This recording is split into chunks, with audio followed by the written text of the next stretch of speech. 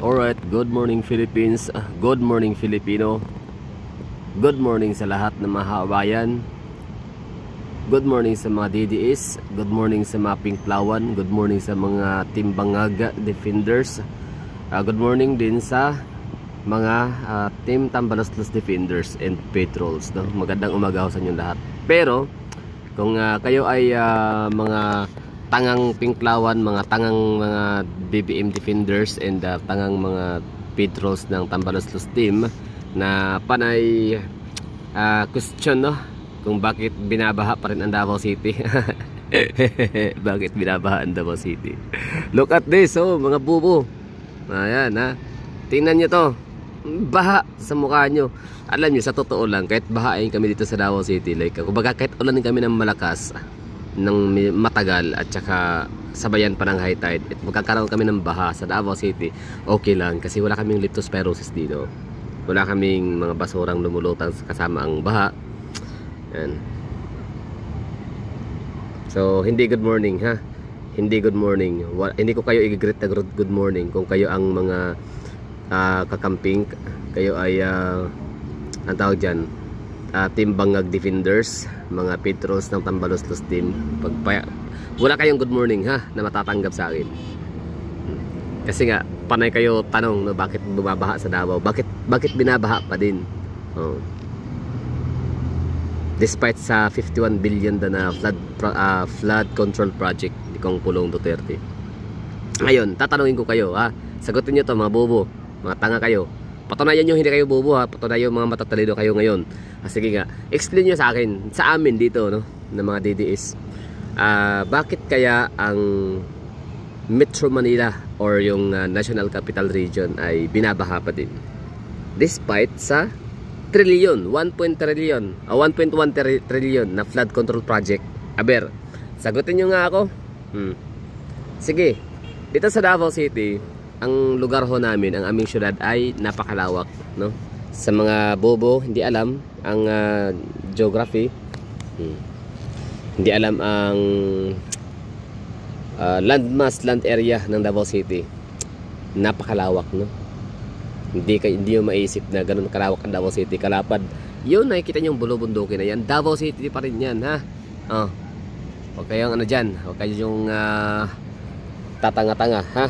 Davao City, ang size ng Davao City is ano siya, i-divide into 4 equals. I mean, Davao City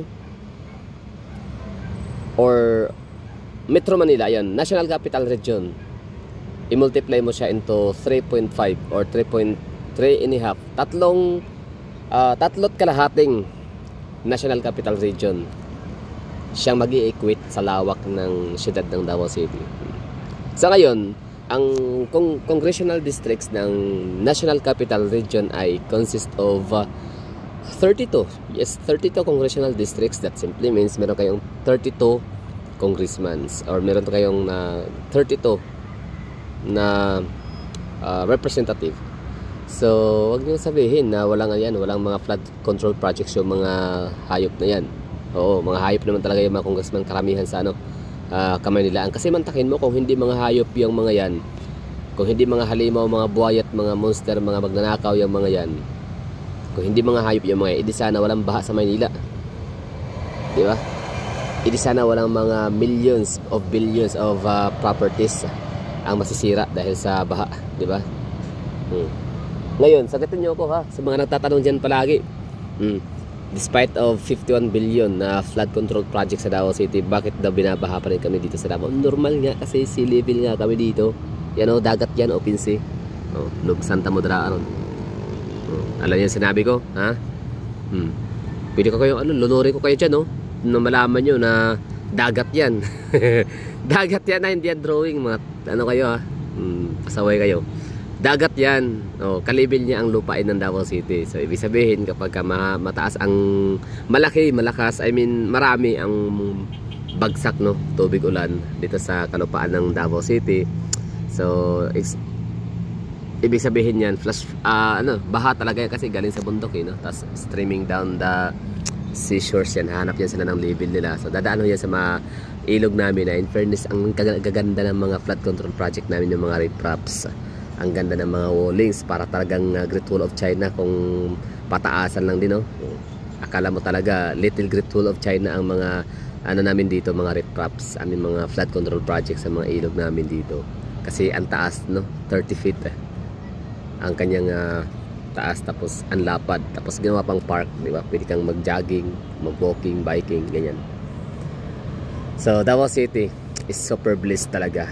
Sobrang biyaya talaga to sa mga taga Davao. Yan, kita mo may mga greeneries kami dito, may mga punong kahoy yan. Mga Duterte family, ano yan sila, mga by nature. So ibig sabihin ho nun ay makakalikasan ho sila.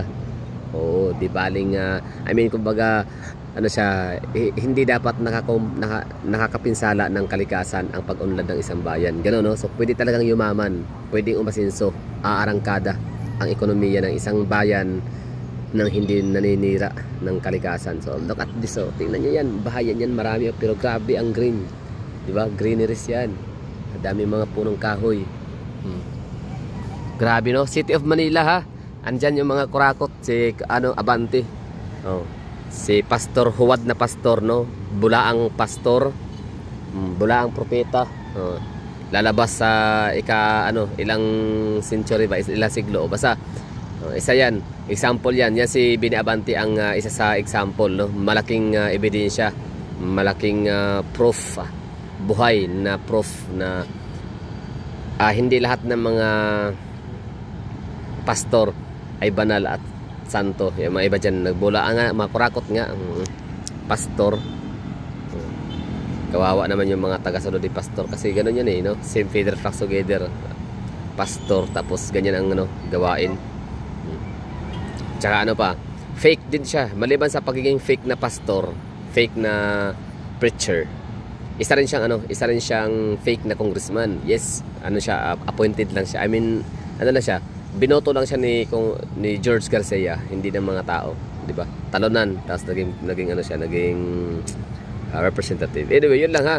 Good morning sa mga DDS, good morning sa mga pinklawan ng mga matatalino na hindi na nagtataka kung bakit binabahaan Davao City. Kasi nga may ulan kami dito, may ulan, inuulan pa rin kami dito, no? Davao City is no exemption para sa mga ulan-ulan, mga low pressure area sa Pilipinas. Okay?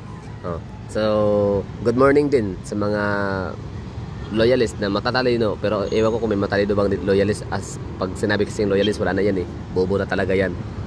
Pag sinabing trolls, paid trolls, wala, mga mga gutom, mga walang mga mga tamad, no? Tamad maghanap ng matitinong trabaho, kaya yun, tumatanggap sila ng payola, payroll o bayad galing kila Tambalos-los, Saldico at kung sino-sino pa.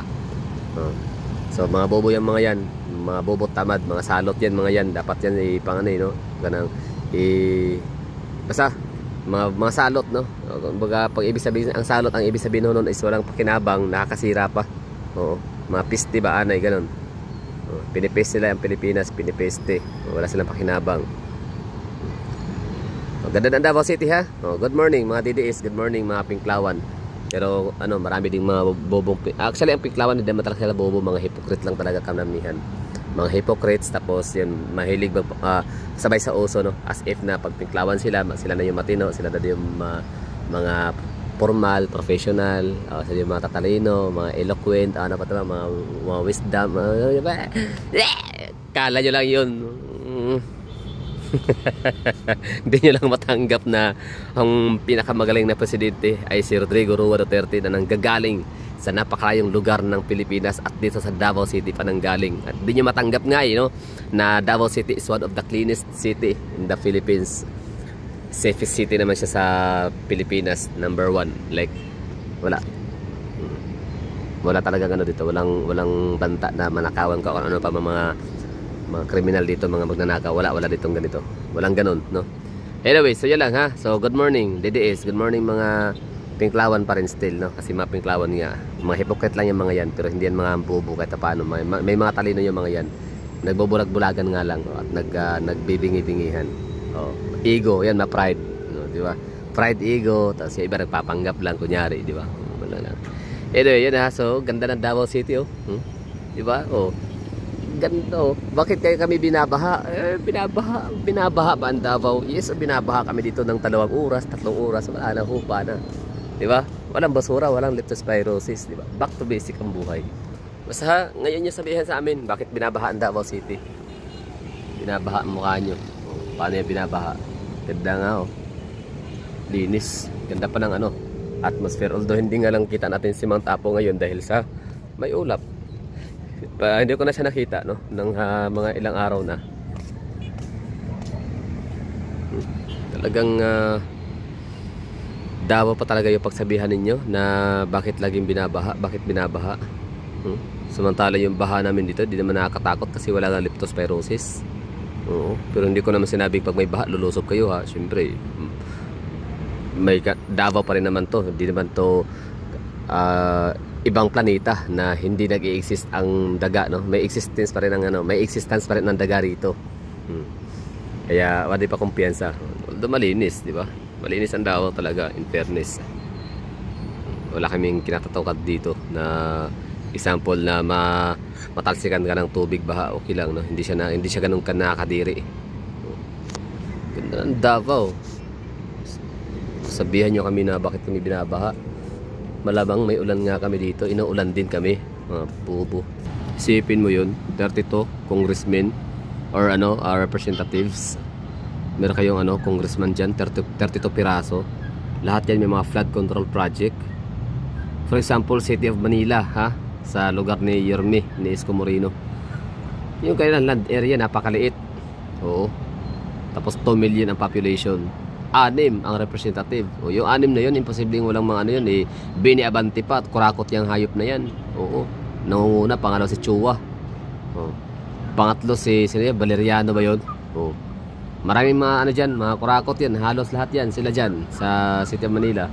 Oo. Bakit binabaha? Aber. O sa Quezon City, ilan ang congressional district? Marami, panigurado kasi malapad din ang land area ng Quezon City plus marami, number 1 sa population din sila. So I think nasa mga 6 din siguro no, not sure.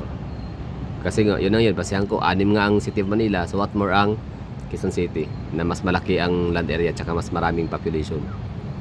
'Di ba? O bakit binabaha? Yan. Daming inexpose si Mayor Joy Belmonte. Ganda ng Davao City, ganda ng klima namin dito. Uulan nun. May mga swamp, diba? Swamp area tawag yun, parang siya parang nakahugis, parang mangkok or plato gano'n no. Na area dito sa Davao City na. Yan na nga kapag umuulan na talaga ng malakas, high tide tapos puno na yung mga creeks, mga drainage. Tapos malakas pa bukas ang ulan. So may mga area talaga na malalalim no, hanggang tuhod yung baha. Kasi nga siya, catch basin gano'n. Pero wala eh. Kami dito. Kumbaga huwag niyo comparison lang din naman. Grabe, mas malala ang baha sa inyong mga lugar diyan despite of maraming mga congressman nga 32. Isipin niyo yun ha, kung may mga utak kayo. Gabi kayo ng calculator. Hindi naman papayag, walang mga walang makukuha ang budget yung mga yan para pampagawa kunyari ng mga flood control project. Tingnan niyo ngayon. Binaha kayo diyan. Pinatawan niyo kami mga taga Davao, di ba? Kinukutsan niyo kami, pinagtatawanan niyo kami, di ba? Tingnan niyo. Sabi nga sa Biblia, di ba, ang ibinababa ay tinataas, ang mapagmataas ay ibinababa. Ngayon, sino ngayon ang binababa? Binababaan ng maraming tubig ulan, hindi kayo diyan sa Kamanilaan. Kaya huwag niyo kaming pagtawanan dito sa Davao City. Ang ganda ng lugar namin. Greens. Trees and mountains, di ba? Ganda. Ganda ng Davao. Yun lang. So mamaya ha, sa patay ulit mamaya. Meron pa akong kuhang mga video dito na maipakita ko sa inyo yung mga flood control project. Pero siyempre, muna tayo, break no, ng ilang oras. So see you later.